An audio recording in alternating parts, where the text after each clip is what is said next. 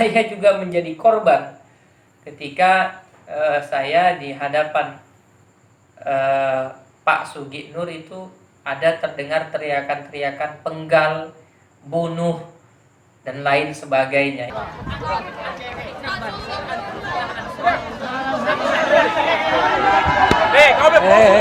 Sini. Saudara, mas. Diam. Jangan. Bawa sini. Bawa sini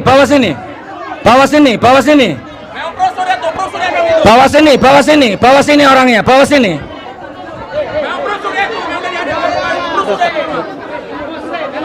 Bawa sini.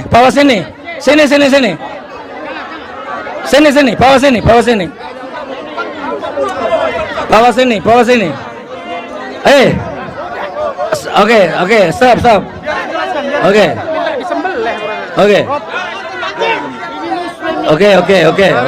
Udah. Biar jelaskan. Kalau saya lihat dari matanya antum emosi. Saya emosi. Dengar dulu. Oh ya sudah, baik. Kau bikin emosi udah. Ya sudah, nggak apa-apa. Biar dijelaskan, Nggak apa-apa. Biar dijelaskan. Jangan pergi, dijelaskan dulu. Udah boleh saya nanya? Tenang, Bang. Ya sudah, Mas. Perhatikan satu, langsung tanya. Apa tanyanya? Langsung Tanya terus. Saya minta kaidah usul fikih dari para ulama. Kaidah mana yang menyalahkan istilah Islam Nusantara? Udah, cuman itu. Udah. Udah, sana bergerak. Sana. Nggak apa-apa. Udah biar sakit. Udah, sana. Biar yang lain bisa nengok. Dua orang udah. Bosan sembelih nanti lama-lama. Jangan pergi biar didengar. Udah, dek. Aman. Netral.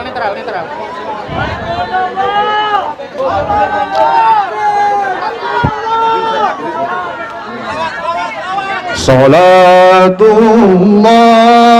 salamullah ala taha rasulillah. Salatullah, salamullah ala yasin habibillah. Sudah, saudaraku, saya jawab pertanyaannya. Assalamualaikum kepada seluruh saudara-saudara kami. Mari kita tertib, yang berdiri kami harapkan dengan amat sangat untuk sama-sama kita duduk dulu yuk. Kita duduk dulu. Setuju untuk duduk? Setuju untuk duduk? Ayo duduk dulu kita. Sebelum dijawab sama guru kita, duduk dulu kita. Hanya ada satu orang yang berdiri, yaitu guru kita dan juga tim pengamanan. Udah, kita duduk semua, termasuk juga saya. Setuju? Udah, ayo duduk.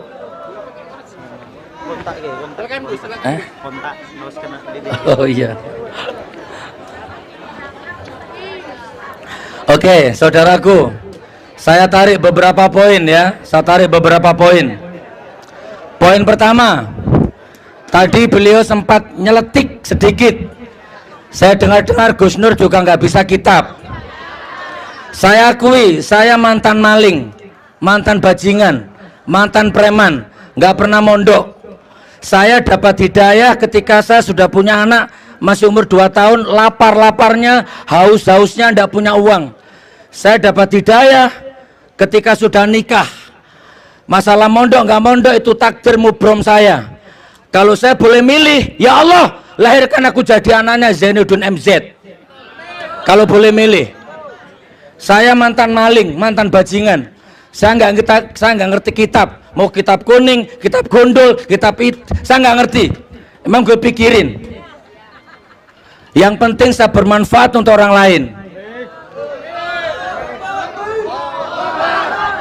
Di pondok pesantren saya ada orang yang hafal kitab kuning tak gaji. Saya tidak bisa kitab kuning, tapi bisa ngasih makan orang yang bisa kitab kuning. Ya, itu yang pertama. Saya tidak pernah mondok. Dan ini bukan saya sembunyikan. Semua buku saya, semua YouTube saya sudah ini maling, ini mantan maling. Sudah, mau apa? Kalau nggak terima protes sama Allah sana. Nah, yang kedua, Islam Nusantara. Diakui atau tidak, suka tidak atau bagaimanapun juga, Islam Nusantara baru ada dan lahir di rezim ini. Sebelum ini nggak ada. Oke mas, nggak usah pakai dalil-dalil yang fikih-fikih, saya cukup dalil akliyah saja. Anda setuju nggak Islam Nusantara? Sudah, ini dalilnya. Nggak usah pakai dalil fikih. Saya nggak ngerti dalilnya, saya nggak ngerti Al-Qurannya.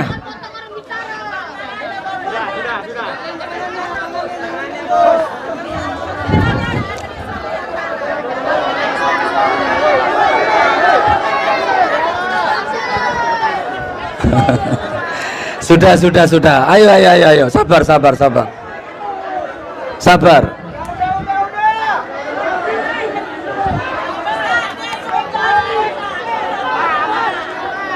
Assalamualaikum.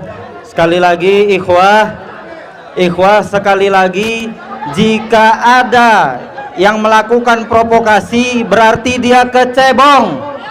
Pada tahun 40 Hijriah,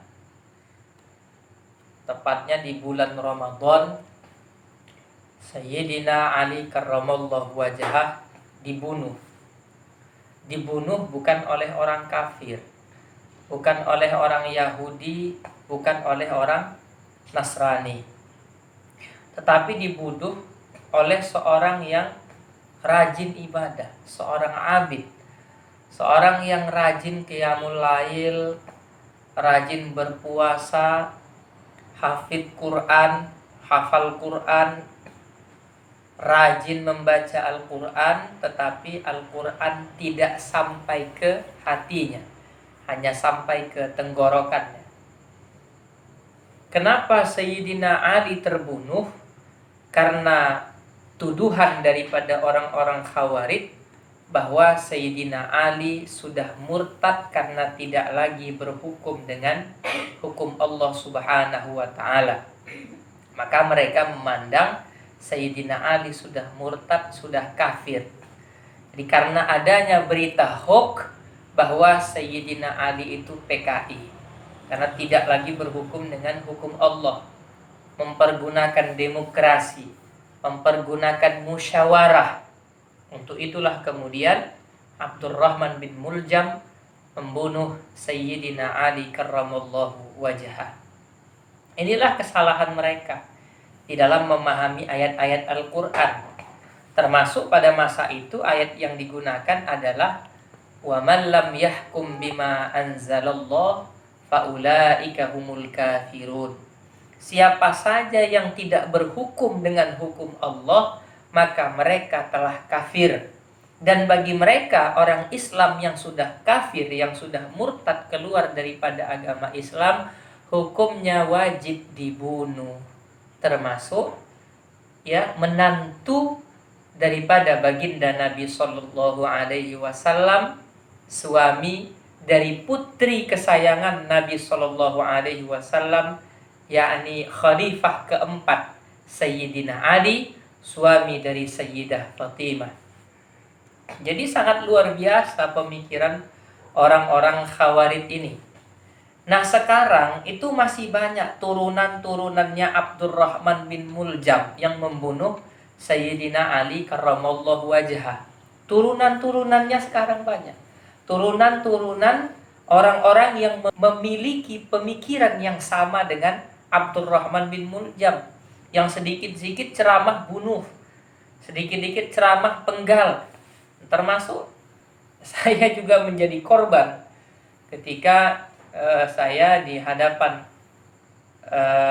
Pak Sugi Nur itu ada terdengar teriakan-teriakan penggal, bunuh, dan lain sebagainya. Ini sekarang sudah mulai tersebar. Demo, bunuh saja, penggal saja.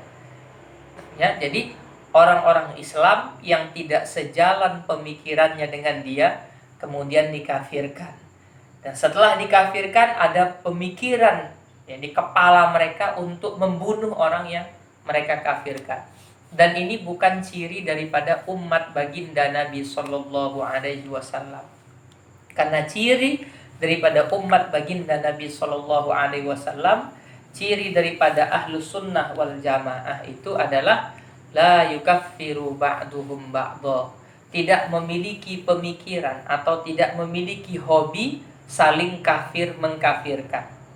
Jadi walaupun terjadi perbedaan, tidak kemudian saya mengkafirkan si fulan yang agamanya masih Islam, atau si fulan mengkafirkan saya, tidak memiliki pemikiran seperti itu. Ini ciri-ciri daripada ahlus sunnah wal jamaah. Walaupun antara Al-Imam Muhammad bin Idris Asy-Syafi'i berbeda dengan pemikiran muridnya Al-Imam Ahmad bin Hanbal, kemudian tidak menjadikan pengikutnya Imam Syafi'i mengkafirkan pengikutnya Imam Ahmad bin Hanbal. Atau ada perbedaan antara Imam Syafi'i dengan gurunya Imam Malik, tidak kemudian memiliki pemikiran saling mengkafirkan antara murid Imam Syafi'i mengkafirkan murid Imam Malik, atau murid Imam Malik mengkafirkan muridnya Imam Asy-Syafi'i. Inilah ahlus sunnah wal jamaah, atau wajahnya ahlus sunnah wal jamaah. Karena kalau kita pikir-pikir ya, Sayyidina Ali itu dinikahkan dengan orang yang paling disayang oleh baginda Nabi, putri kesayangannya baginda Nabi. Terlebih-lebih Sayyidina Ali itu orang yang dipuji oleh baginda Nabi Sallallahu Alaihi Wasallam, orang yang sangat cerdas dan orang yang pertama kali masuk Islam dari kalangan pemuda, itu Sayyidina Ali bin Abi Thalib. Tidak akan mungkin orang yang seperti ini kemudian dipilih Rasulullah menjadi menantunya Rasulullah Sallallahu Alaihi Wasallam. Kalau kemudian dia melanggar perintah Rasulullah atau melanggar perintah Allah Subhanahu Wa Taala, seolah-olah Khawarij ini, si Abdurrahman bin Muljam ini lebih paham hukum Allah daripada Sayyidina Ali, orang yang cerdas ini. Maka heran kita. Nah, hari ini luar biasa orang sikap saling mengkafirkan itu sekarang sudah mulai merebak. Bahkan sudah mulai berani mereka melontarkan atau mengeluarkan kalimat bunuh, penggal, culik, itu sudah berani mereka mengeluarkan kalimat-kalimat seperti itu terhadap saudaranya sesama muslim, terhadap saudaranya sesama Islam. Na'udzubillah min dzalik. Kita yang memiliki aqidah ahlus sunnah wal jamaah berlepas diri dari hal yang demikian.